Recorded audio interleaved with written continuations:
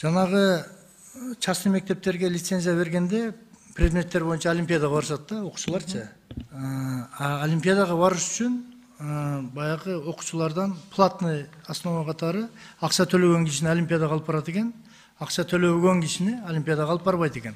Еще плюс акчасын төлөсө анан китеп сатып аласың деп настаивать этет экен ошо олимпиадага катыша турган окуучуга. Бул канчалык мыйзамдуу? Бул эми жеке менчик мектептерде айта албайм, бирок мамлекет жалпы олимпиада өткөргөндө азыр биз соммо менен өтүп калганбыз, андай жок. Сиз Бирок эми өздөрү даярданып, кошумча тестилерди алабыз десе, бул баланын жана ата эненин милдети, бирок мектеп аны алгын деп кыйнабайт. Сиз туура айтасыз, бул менчик мектептерде болуп жатат, бирок менчик мектептердин дагы баардык билим деңгээлин, стандартын, башкасын контролдой турган сизсиз. Туурабы? Эмне үчүн ал жерде ушумлят этилиш керек, акчага такалып баардык нерсени билимди коммерциялаштырбаш керек. Туурабы? Ушул жактарын эске алып коюңуздар. Андан кийинки дагы бир сиздин бир программаңызда барбы жокпу? Мен өзүм мугалимдин үй бүлөсүнө чоңойгон жигитмин. Апабыз раматылык математика сабагынан берчү. Жемпетти бүтүп. Мугалимдин иши өтө оор. Ар бирин контролдук домашний жана контролдук заданияларын текшерип, үйгө келип алып, жана өзүнүн жанагы бала чакасын караганча, еще плюс ошол өзүнүн алган класстарын, сабактарын текшерет турабы.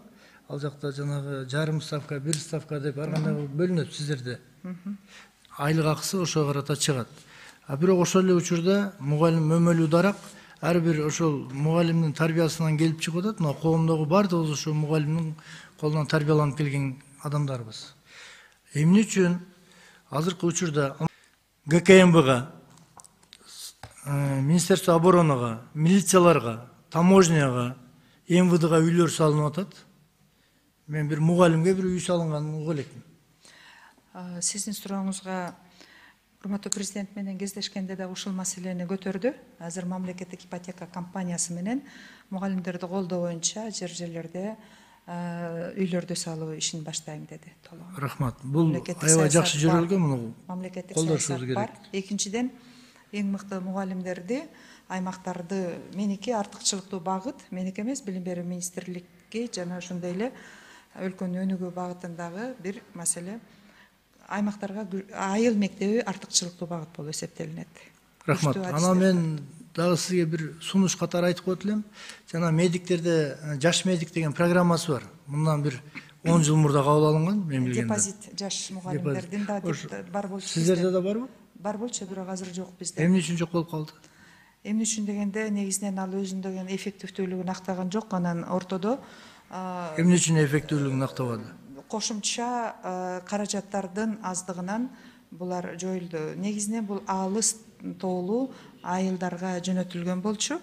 Ал өзүн актады, бирок өкмөттүн бюджети жоктугуна байланыштуу. Экинчиден, жаш мугалимдерди биз ветерандардын ортосундагы поправочный коэффициентин алып салганбыз. Стажы менен төлөө дегенде жаш мугалим, чоң тажрыйбалуу мугалим ортосундагы айлыктары теңделгенден кийин бул кеткен.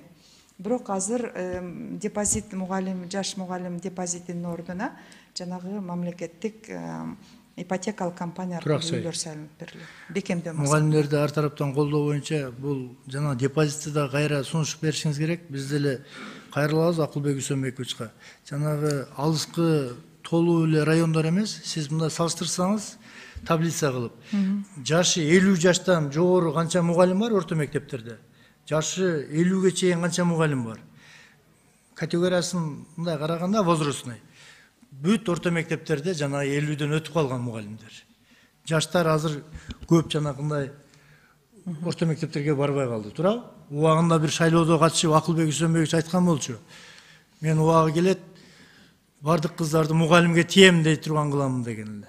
Ошол сөзүн Кудай бурса, Акылбек Үсөнбекович аткарсын эми. Как раз сиз да министр болуп барыңыз дагы ушуну Коргомбай Дусбек айтты, бир шайлоодо айткан экенсиз. Ал сөздөрү мен эсимде, Акылбек Үсөнбековичтин. Бир убага келет, парламентте айтканбы? Мен мугалимге тием дедиртем кыздарды деген. Ушул сөзүн кылсын дагы мугалимдерди көтөргүлө. Биз дагы колдошобуз.